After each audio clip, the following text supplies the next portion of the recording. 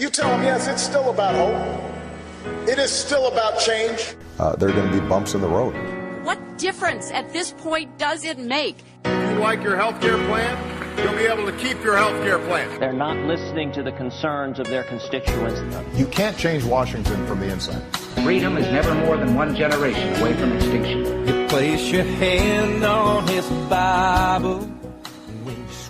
And welcome to the Friddle Show. Thank you so much for taking the time to be with us tonight. If you want to give us a call, the number is 877-297-8022. It's 877-297-8022. It is great to be back with you again. A lot has happened since the last time we talked. Big thanks to Sherilyn Harley-LeBon for guest hosting for me last week while I was on vacation. The next segment, we have Michelle Malkin will be joining us. I'm super excited about that. We're going to discuss the Bowe Bergdahl issue with her, as well as her recent visit to Pennsylvania. And then later on in the show, we have a big announcement coming up.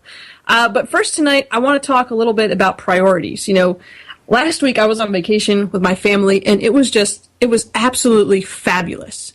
I just kind of shut out all news and social media and email, not completely, but as much as I possibly could. And it was just so great to get away and relax and really just spend some good quality time with my family. But, you know, right before we left, this strange new thing happened. It's never happened to me before, but Twitter went like crazy with people impersonating me on there.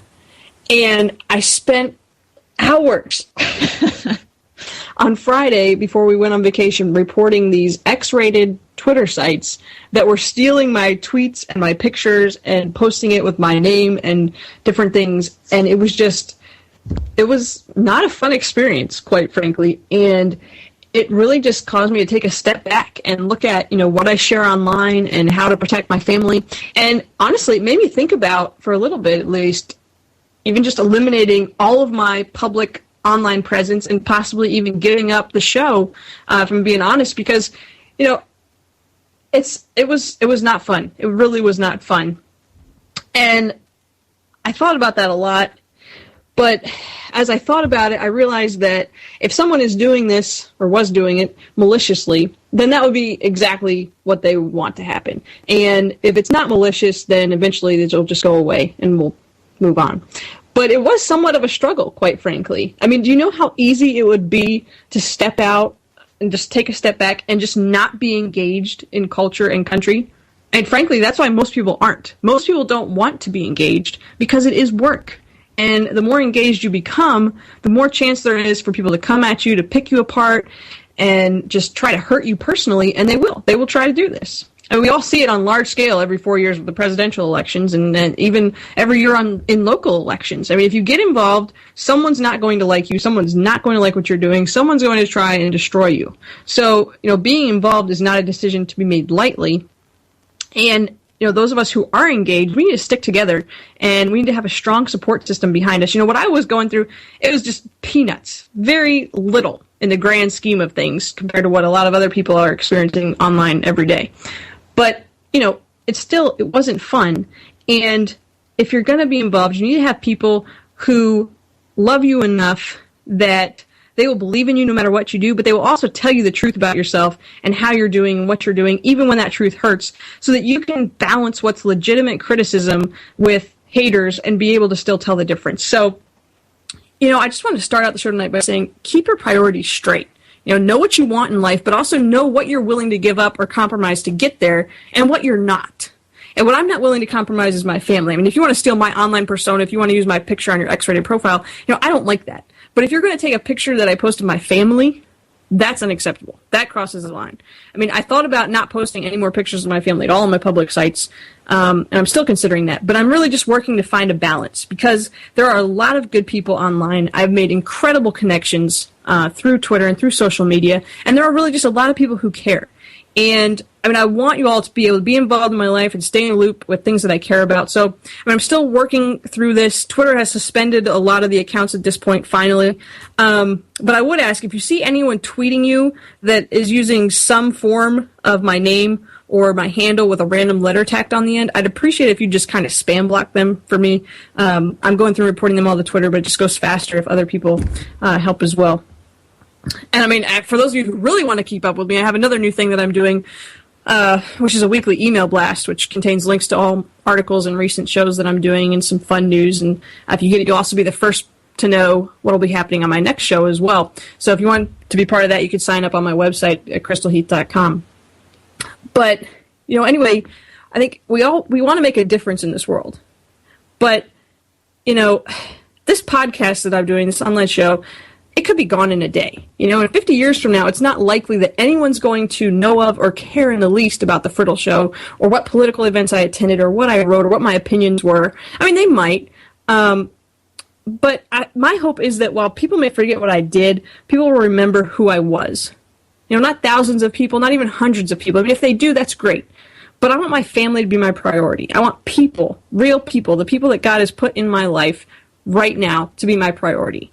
And I don't know what better thing there would be to invest in, because personally, I believe in eternal life. I believe that people live forever. So where better to invest your time and your energy than in something that's eternal? Anyway, I've been realizing more and more that social media is just a great time consumer, and while it's an incredible tool, like all other tools, it must be used properly. So, because of that, I'm not giving up social media. I did make that decision, but I am going to be spending less time on it, especially on the weekends, so that I can prioritize the people in my life. Because the bottom line is, if we want to make a difference, we have to prioritize our lives. 2 years ago today, I witnessed a miracle that kind of jump-started my current life and propelled me to think about who I am and what I wanted to accomplish in this world. But, you know what? I think what we're going to do, you got to stick with me.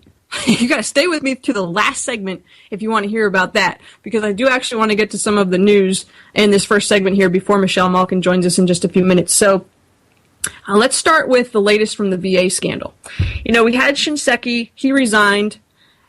It really must be quite nice to work for President Obama. Did you notice he never fires anyone?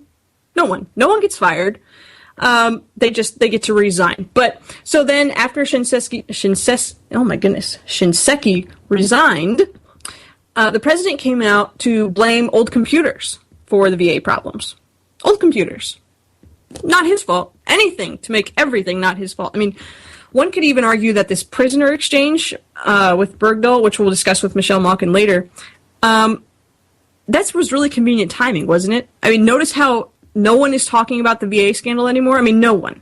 It amazes me how this administration times events like these to distract any time a scandal comes up. But this time, I think they may have gotten a little too smart for their own good and just replaced a scandal with another scandal. But we'll talk about that with Michelle in a few minutes. So then we had California Chrome. Did not end up taking the Triple Crown last week at Belmont Stakes. I was rooting for him because it's not every day you get to witness history, so the Triple Crown would have been pretty cool.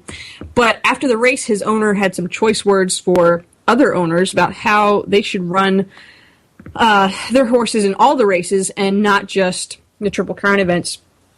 And a lot of people were yelling, sore loser. I don't know. I mean, I guess he is, but honestly, I kind of wish we had more people that weren't afraid to just come out and say what they think, that didn't filter everything they said through a lens of political correctness, that just didn't care and were willing to say, hey, this is what I think a problem is with my sport or my politics or whatever, and are willing to stand there and say so. Because not many people do that anymore, so I kind of respected him for that, but at the same time, I see how it could be a sore loser. Either way, I think it's disappointing that California Chrome didn't win. But who knows? Maybe we'll get another shot at history next year. In other news, the Pentagon has decided to allow illegals to join the military. I mean, what could possibly go wrong? Really, what could go wrong? I mean, first off, I've never served, but I have a good number of friends who do, and I've heard that those who break the law generally have a difficult time in the service. But I mean, that's just trivial compared to the potential for illegals who also happen to be terrorists to infiltrate our military. I mean, does no one else think about this? I mean, saying we need to be compassionate to illegals is one thing, but saying we're going to let them fight alongside our brave men and women in uniform is completely another. And then we have the latest madness from the IRS. The IRS now wants to tax our frequent flyer miles. Why not?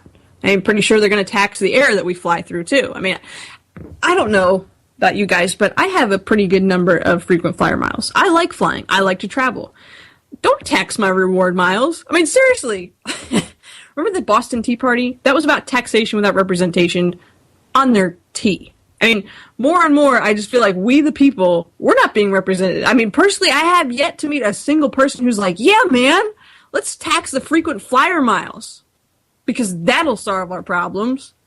I mean, here's an idea. What if instead of creating more taxes so that we can waste more of the people's money, we find a way to actually reduce the waste so that we have more money? I mean, and we can start that by just balancing the budget. The penny plan is a great idea. We cut 1 penny from every dollar the government spends. It's simple. It's so simple. It's so explainable, and it makes so much sense. I mean, if you were in debt that was completely insurmountable, that would take you more than a lifetime to pay off, and someone told you that if you cut 1 penny from every dollar you spent, that you would get out of debt in 10, 15 years maximum, would you do it? I mean, of course you would. It makes sense. But, that's probably too much to hope for in this administration. They don't do things that make sense. They do anything that doesn't make sense.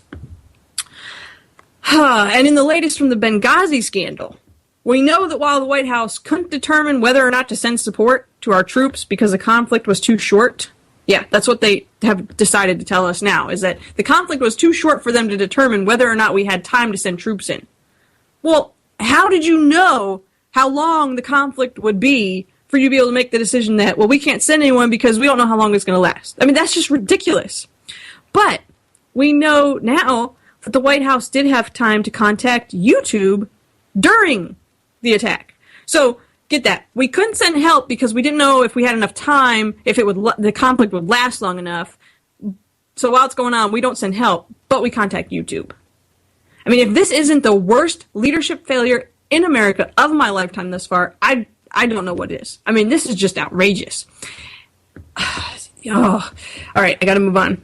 I got to keep things moving so we can get to Michelle Malkin here. Okay, here's another fun piece of news.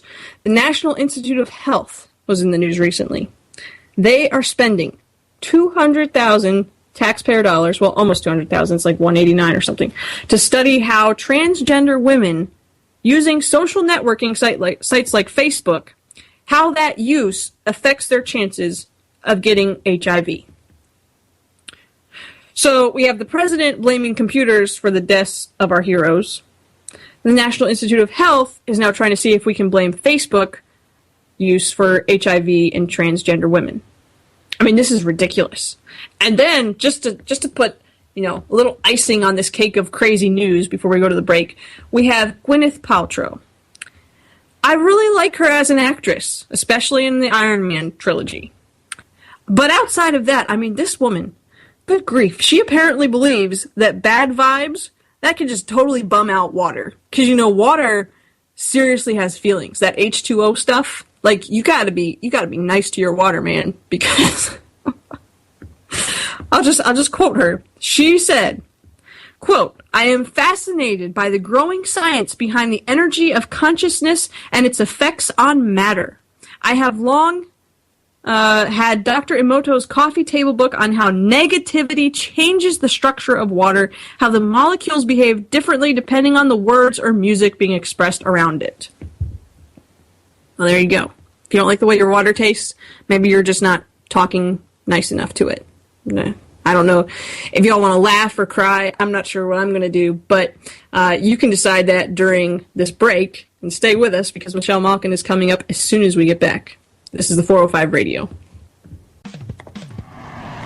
You're on the 405. Thank you for shopping Amazon.com. When you do, that makes you a sponsor of the 405 Media. Click on the Amazon banner on top of our homepage. Then shop. Simple. It costs you nothing. When you think Amazon, click one more time on the 405media.com, then on the Amazon banner. Thank you. Freedom is never more than one generation away from extinction. The Friddle Show. Gay marriage is not even legal in Arizona, so how is this cake discussion even relevant? The Friddle Show with Crystal Heath. I mean, this bill, I read it today. You can read it. It's 2 pages long. The Friddle Show, live Monday nights, 9 Eastern, 6 Pacific. It's become acceptable to sleep around. Did you know that only 3% of Americans abstain from sex until they're married? The Friddle Show, family-friendly, politically incorrect news commentary from a young Christian conservative perspective. And if my disagreeing with a lifestyle due to my religious beliefs is now the same as hatred, then I apparently hate 97% of Americans. Live original talk only on the 405media.com. The president, he wasn't too far off base when he said that we're no longer a Christian nation because, quite frankly, we're not. The general populace does not have a biblical worldview. You're on the 405. We are a bold and active voice for the unborn. We are Audio Girl Ministries, saving the lives of babies by helping moms in crisis pregnancies get past the crisis. How? Free ultrasound imaging so the woman can see the life she's carrying, and by supplying her with essential baby items, diapers, clothes, food, crib, car seat, all given with a loving and caring heart. Want to help? Log on to AudioGirlMinistries.com and make a tax-deductible donation. AudioGirlMinistries.com. Thanks. Hey, it's John Grant from the 405media.com. We'd like to say we gave Bill Post his start doing a radio show on the internet. That would be partially true. We would like to congratulate Bill on the move to BillPost.com, where you can hear Bill and other great talk 24/7. No more AM, no more FM, just BillPost.com. And in your spare time, check out some great talk and a little nonsense at the 405media.com. Take it away, Bill Post. CSC Talk Radio is proud to be a part of 405media.com. Listen to Beth Ann and Common Sense Conversations Talk Radio, weeknights, 8 p.m. and 1 a.m. Eastern, here on the 405media.com.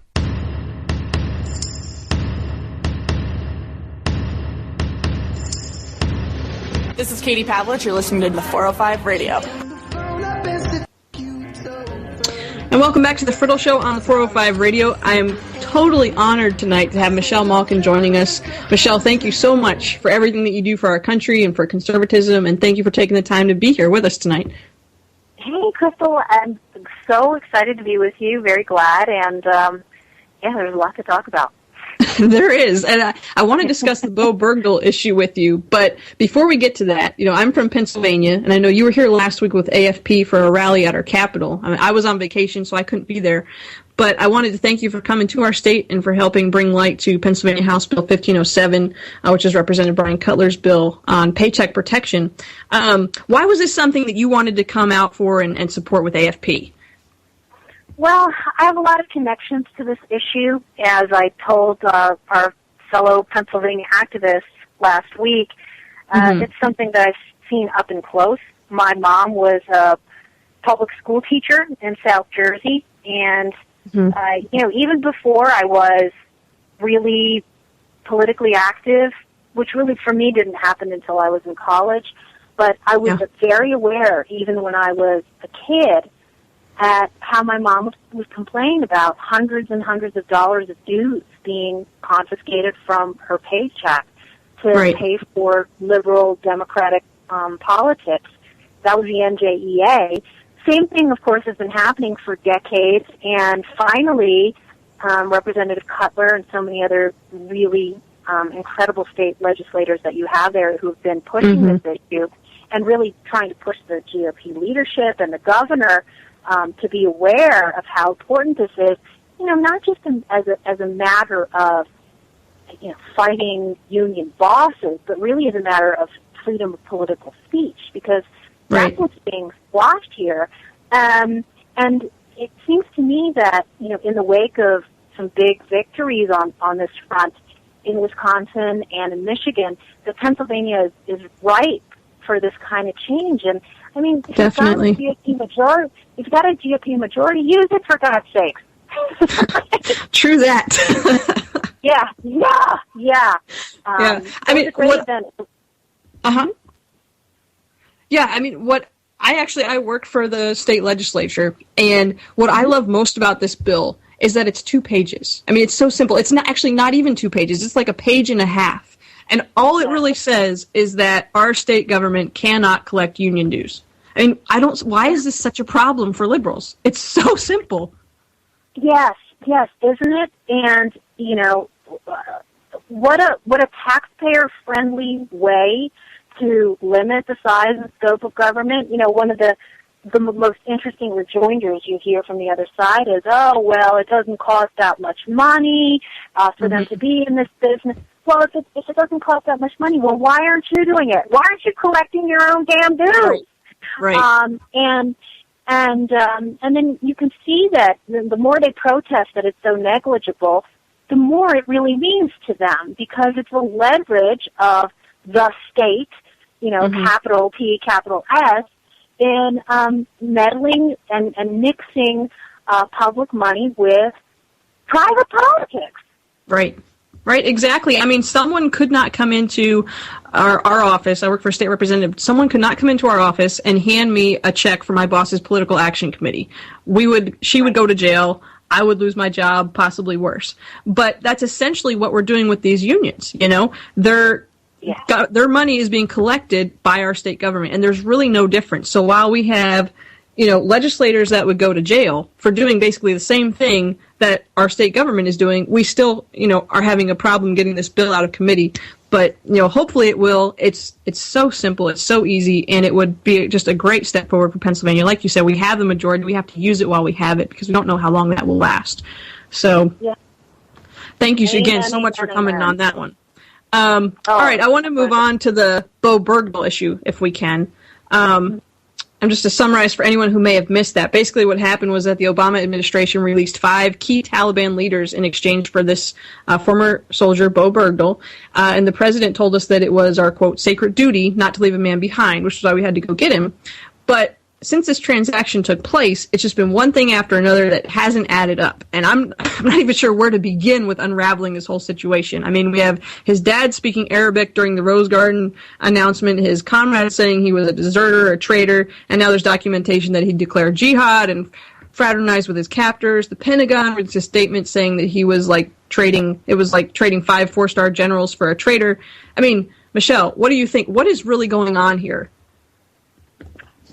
There's a lot going on. You're right. There's a lot to unpack here. I think my first starting point is 5 years ago when I first wrote about this case on my blog, and I raised questions that were not being asked at the time about the desertion. And I had heard from a soldier at the time, this was 5 years ago, who was involved in the search, who revealed details that, of course, now are quite commonplace. And I think it's thanks to new media and alternative media and podcasts like yours that the narrative has finally broken through. But 5 years ago, there were a lot of discrepancies about the quote-unquote official stories that were coming out. And there were U.S. officials anonymously who were quoted on record by the Associated Press saying that he had simply walked off the base. And, of course, that's been confirmed by more than a half dozen members of his platoon, as well as others who were involved in the search and people,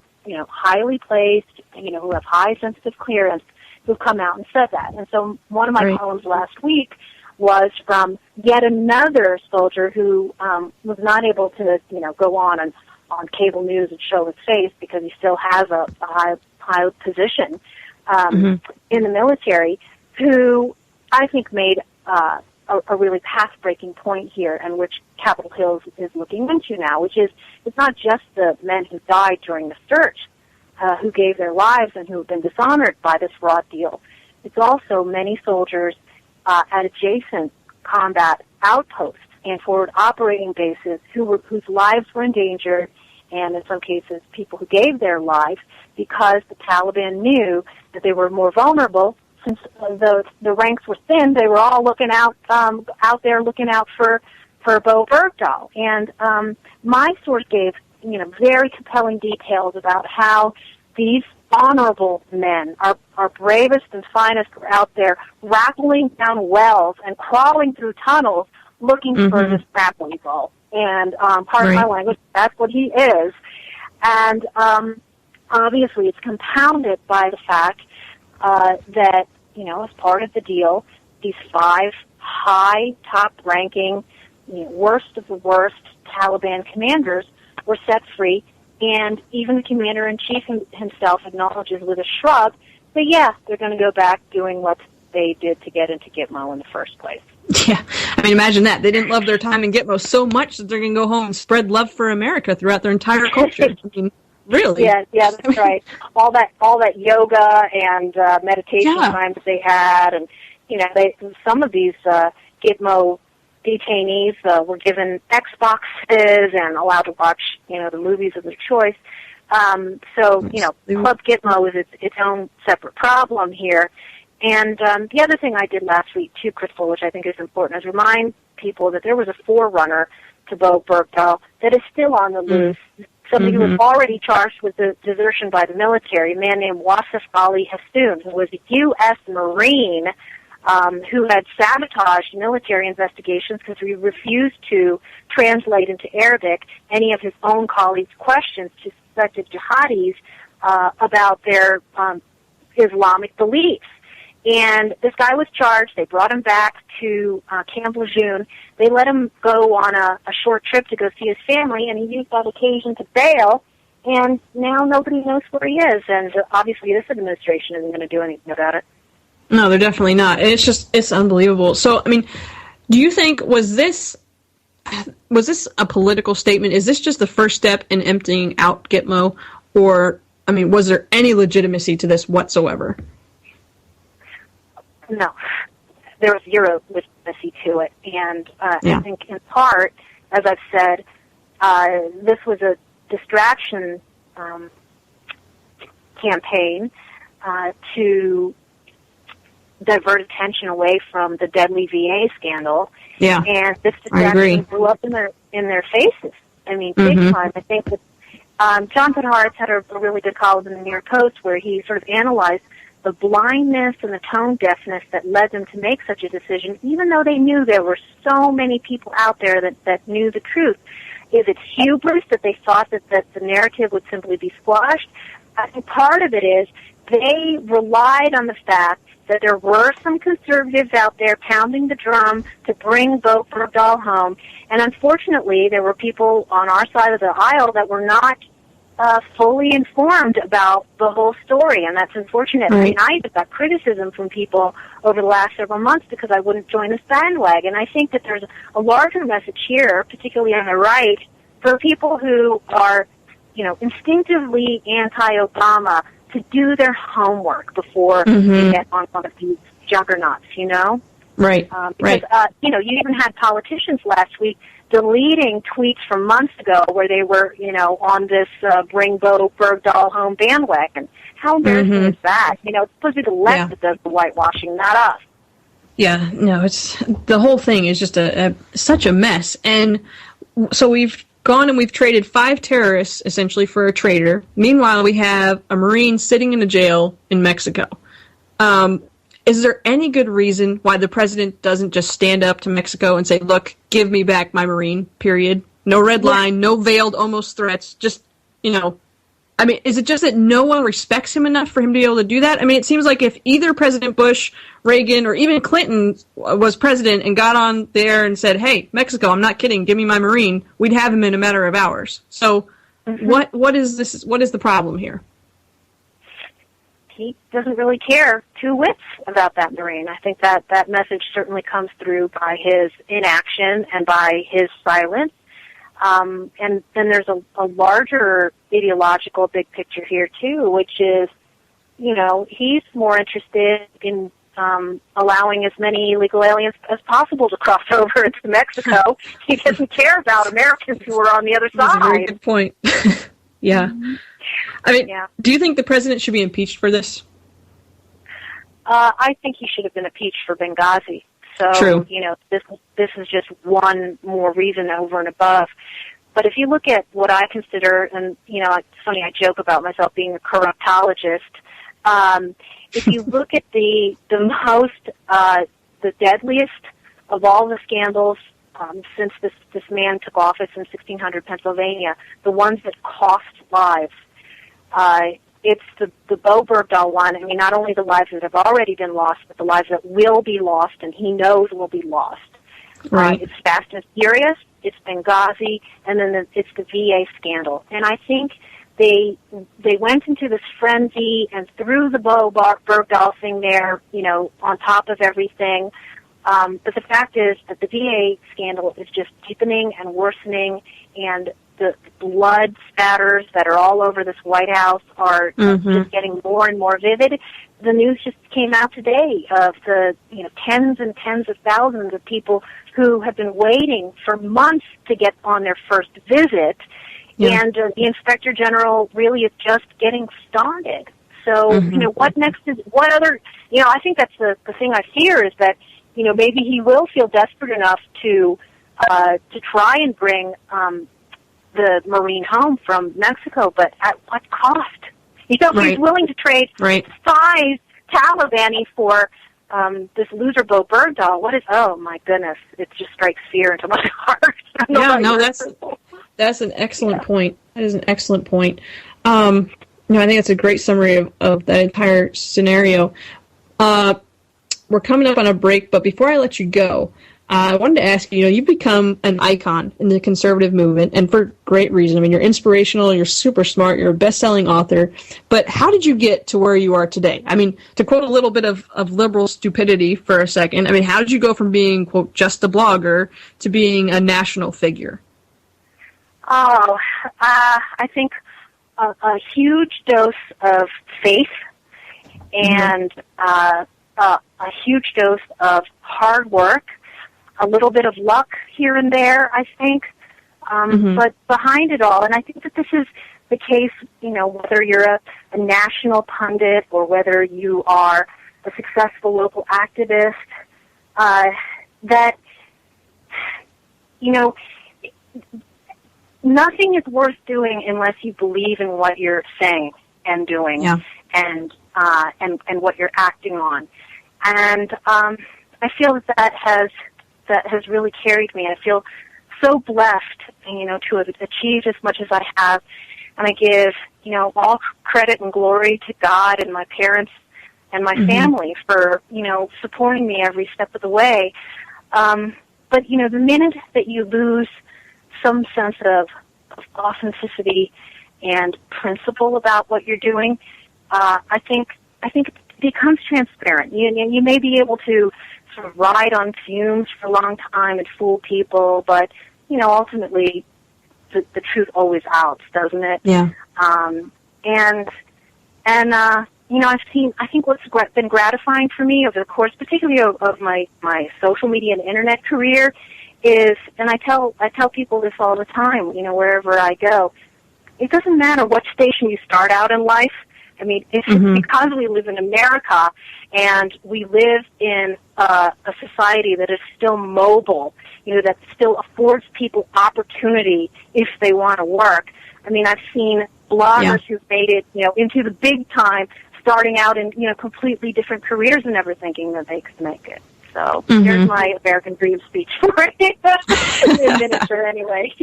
That's fantastic. Thank you for sharing that with us. I really appreciate you taking the time to be with us. People can find you, your website, obviously, is MichelleMalkin.com. Twitter is the same, at Michelle Malkin. That's right. All right. Hey, thank you so much for taking the time to be with us. I really appreciate it. Everyone, stay tuned. We'll be right back after this break.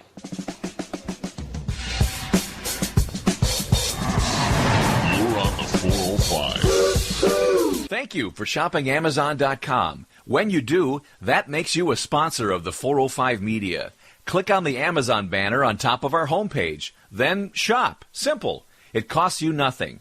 When you think Amazon, click one more time on the 405media.com, then on the Amazon banner.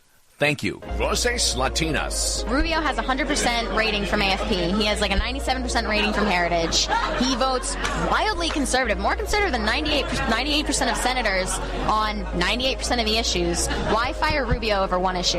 Voces Latinas, live, only on the 405media.com. We don't want to fire Rubio over one issue. We had 40 Hispanics walking around, and all they see, is pink slip Rubio, pink slip Rubio. Pink slip to me is fire. Voces Latinas, Mondays, 10 p.m. Eastern, 7 Pacific, only on the 405media.com. But is it strategically smart to publicly heckle and call him a traitor? Rubio was lambasted publicly by Limbaugh. Michelle Malkin screams shamnesty like it's her job.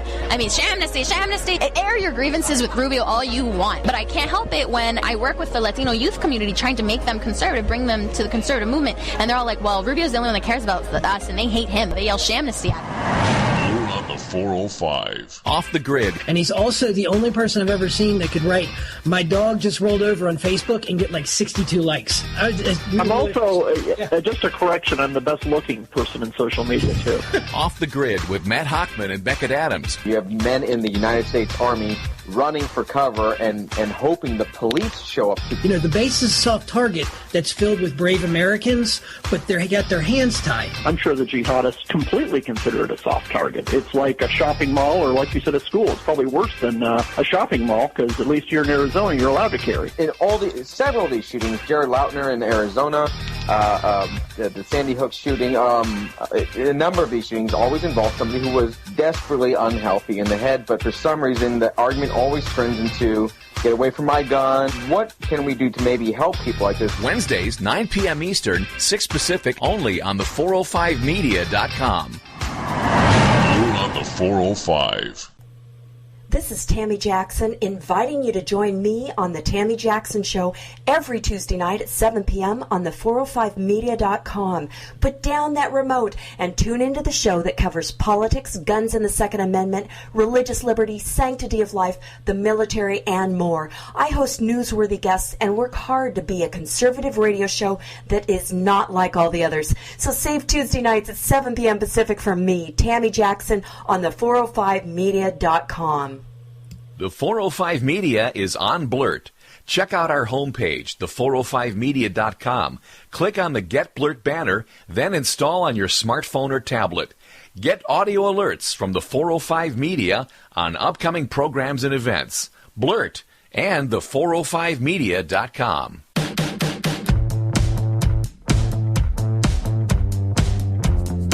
Hey, this is Tony Katz, and you're listening to the 405 Radio because, you know, you're smart like that. And welcome back to the Friddle Show on the 405 Radio. Thanks, everyone, for being with us tonight. How about the news today? Hillary Clinton says that the Clintons struggled to make ends meet when they left the White House. I mean, they had to pay bills and stuff, and it was hard. I'm sorry. They've made, like, $109 million in the last 7 years. Personally, I don't feel like that's really that you're hurting a whole lot or struggling with that kind of an income. But yeah, maybe I just can't relate with those 1%ers who think they're like 99% of the country. But yeah. Anyway, let's go. We will do Ask Friddle now. Let's see. Okay, a lot of questions this week from Matt and Ben. Coke or Pepsi? That would be, well, I went through a phase where I loved Pepsi, and then I discovered Coke. They call it Mexican Coke. It's just Coke in a glass bottle, and it's fantastic stuff. I love Coke in glass bottles. It's so good. So Coke if it's in a glass bottle, Pepsi if it's in a can. Do I like buffets? Yes, I do. Especially when I lived in Vegas, that was one of my favorite things. That and that parking was free everywhere. You could not get a better deal on any kind of buffet ever. Okay, which biblical event would I like to see while it happened? I see what you're saying. What Bible story would I want to see live? Let's see. From the Old Testament, probably the parting of the Red Sea, when the children of Israel left Egypt and were headed into the wilderness, and God parted the Red Sea. I think that would be amazing to see in person. New Testament event would be the resurrection, Jesus' resurrection. How amazing would that be? I mean, there aren't even words. Okay, let's see. Best thing about vacation. Best thing about vacation was spending time with my family. I mean, we did a lot of really fun things.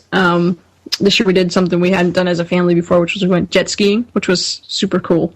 The only bad part, my brother Jonathan, though, he broke his front tooth in half, though, so that wasn't good. But yeah. Anyway, someday, do I want to have a giant family?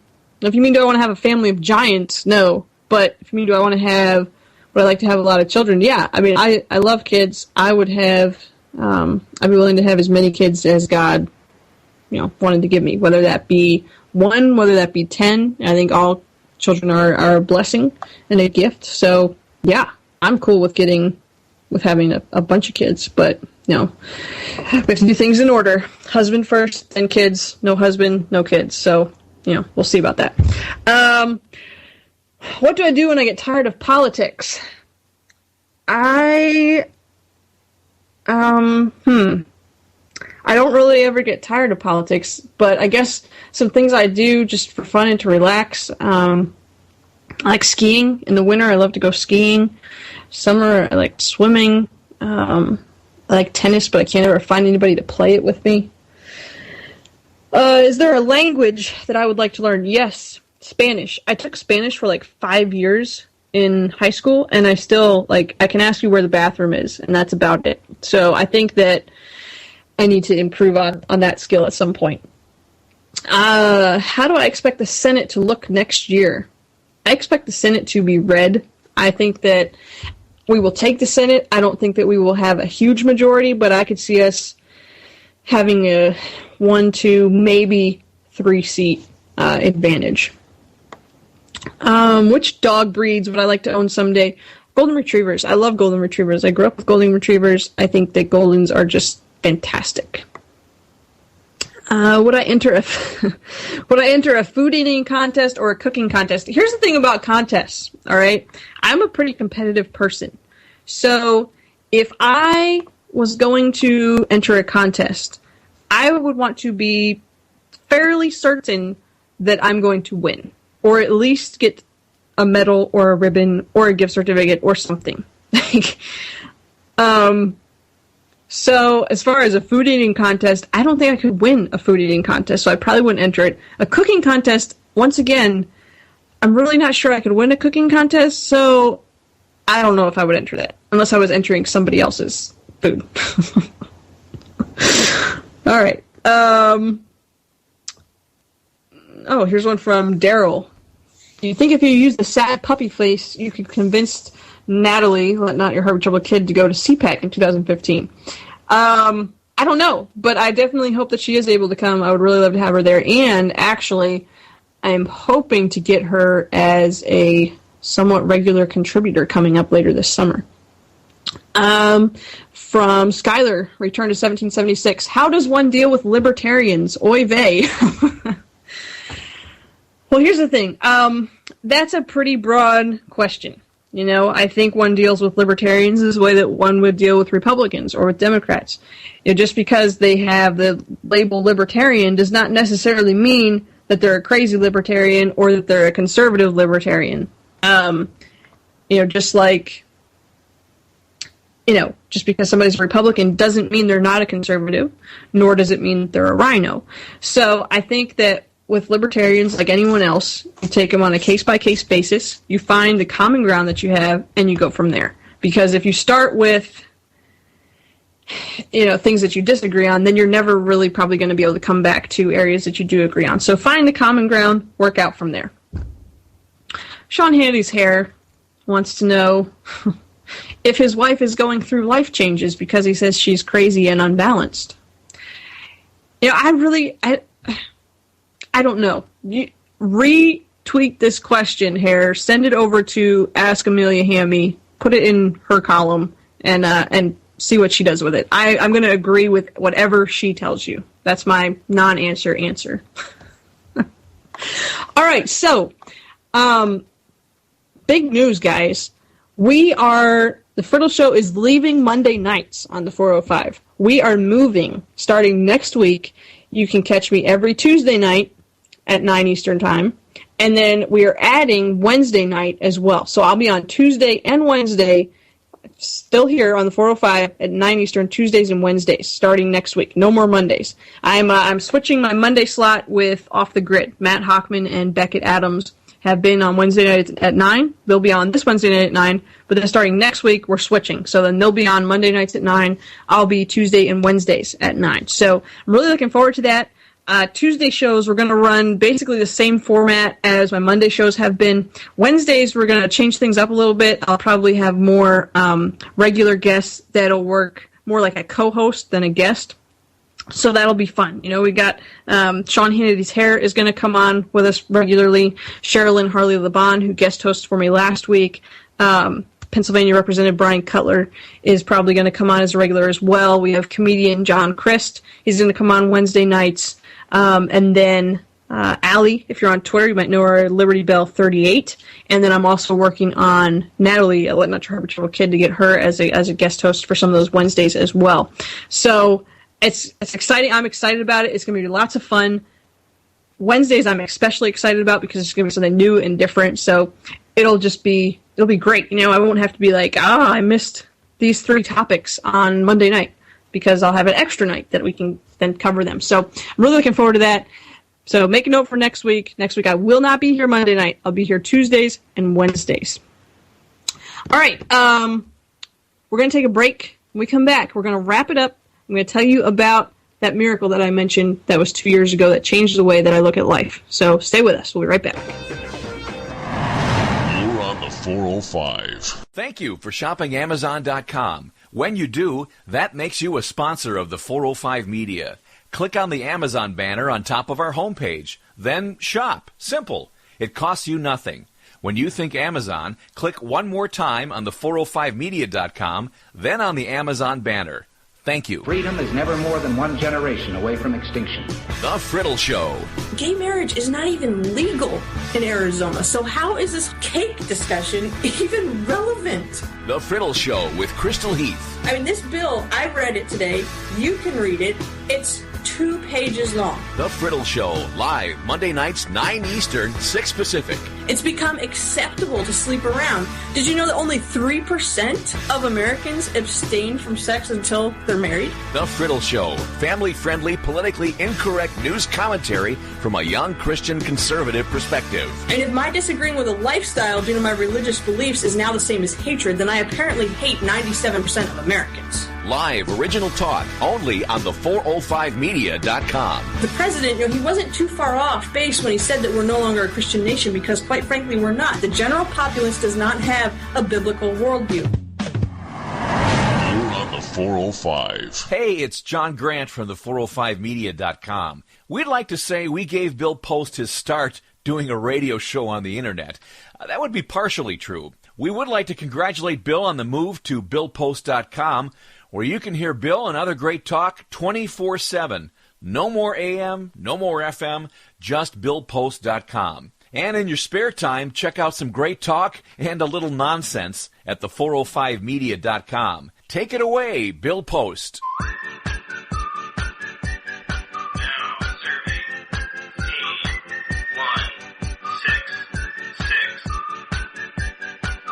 This is Brandon Darby. You're listening to the 405 Radio. All right, welcome back to the Friddle Show on 405 Radio. We are just wrapping things up for the evening. So 2 years ago today, and I cannot believe that it has been 2 years already.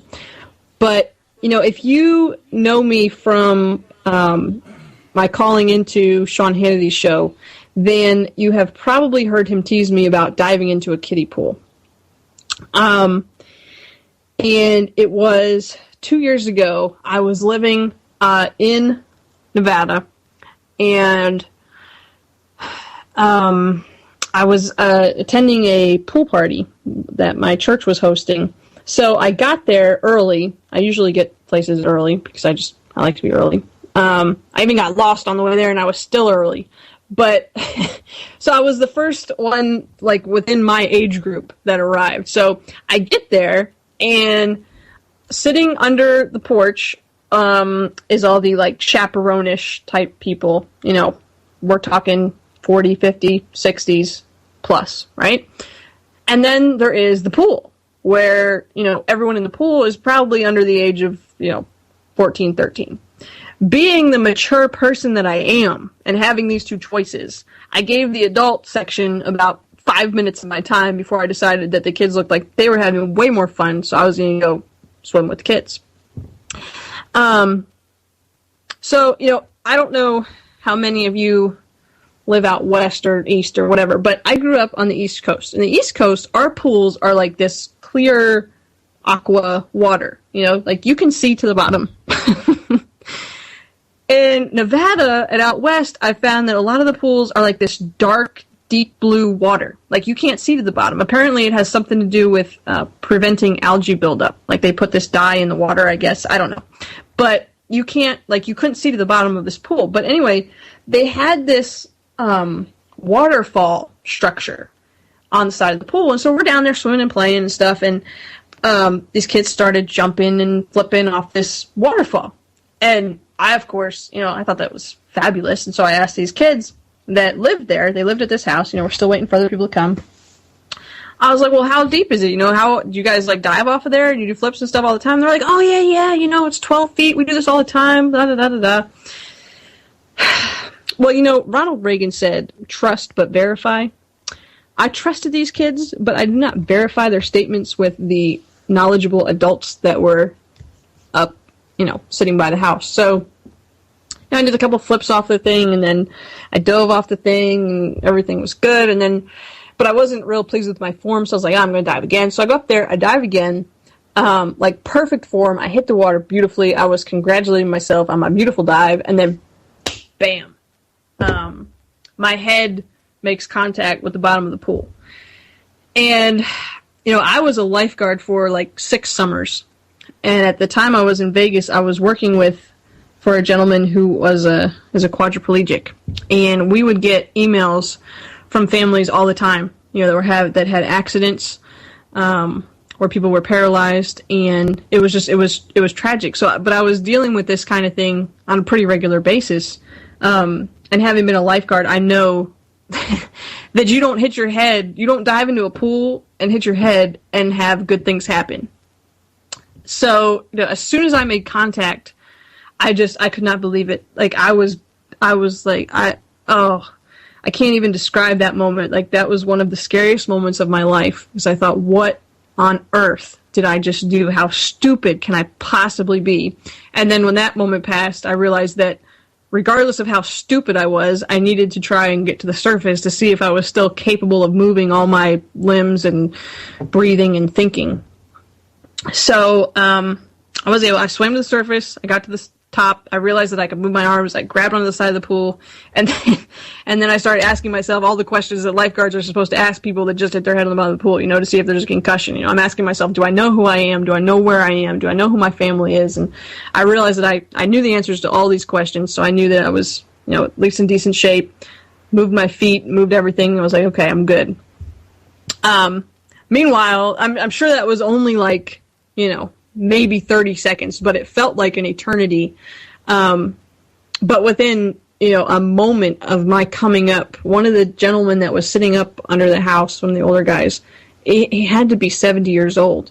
But he apparently saw this happen. The guy comes running down the sidewalk. Like, I have never seen anyone that old move that fast, and I was just, like, so humbled and kind of humiliated at the same time. But he came and he pulled me out of the pool. Well, first, he did the right thing. He made sure I was okay and could move and stuff and didn't need a backboard. And then he pulled me out of the pool. My face was bleeding and stuff, and I had this massive welt on my the headache. The headache, I cannot even begin to tell you.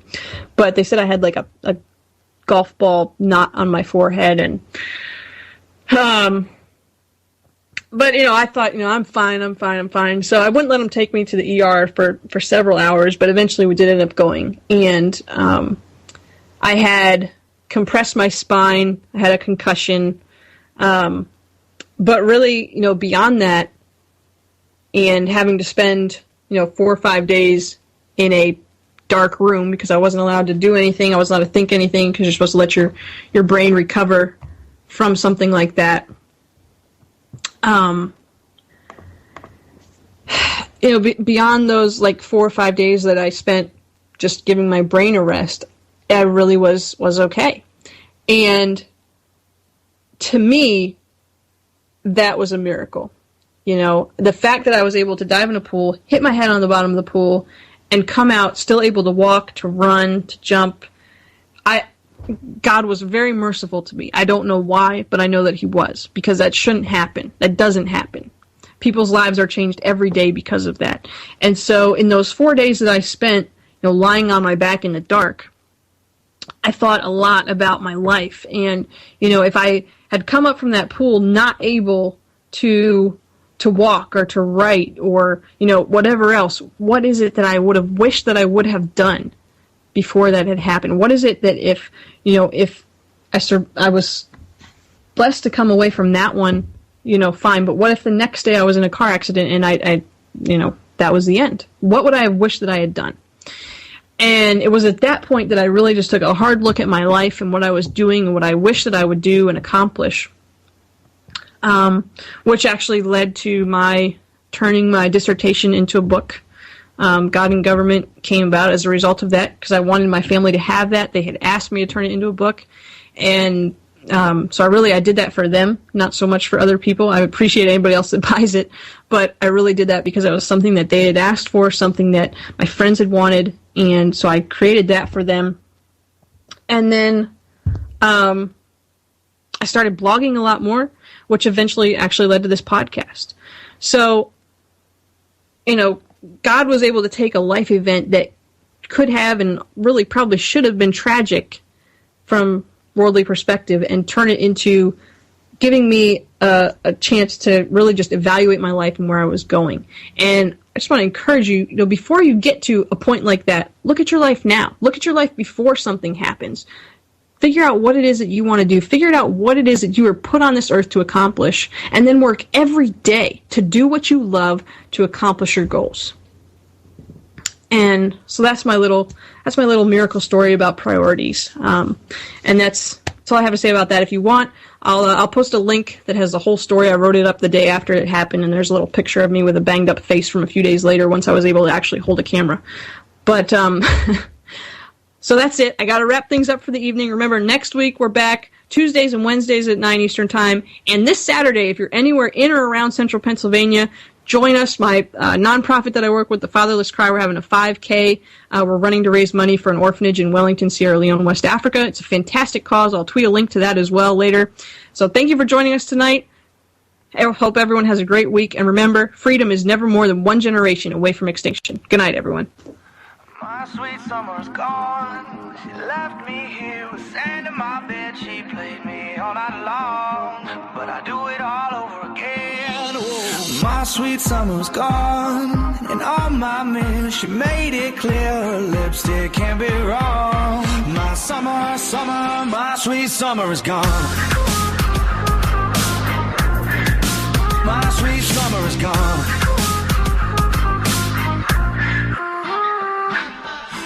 Was the weather outside the day we met?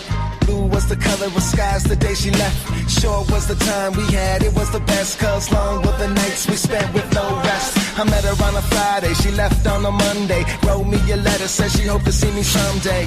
We had a good time, I can't deny that. You could be my sunshine every time you fly back. Cause there's another one you're loving, and I hate to see. Sweet summer's gone. She left me here with sand in my bed. She played me all night long, but I do it all over again. Oh, my sweet summer's gone, and on my mirror she made it clear her lipstick can't be wrong. My summer, my sweet summer is gone. My sweet summer is gone. Yeah, she left in the morning, gone without warning. Fun while it lasted, lost in the moment. She played me real good, took me for a ride. Now she's out fun and aeroplane back to real life. Yeah, she dipped out, smoked on my weed, then she flipped out. Left in my slumber, waited till I passed out. And on my dresser was a paper and her number. I filled it up with grass and I burned it for summer. Cause there's another one you're loving, and I hate to see. Summer's gone. She left me here with sand in my bed. She played me all night long, but I do it all over again. Oh, my sweet summer's gone, and on my mirror she made it clear her lipstick can't be summer is gone. My sweet summer is gone.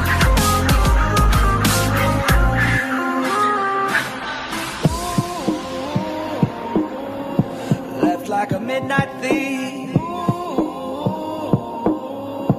You ain't no friend of me. How could you lead me on?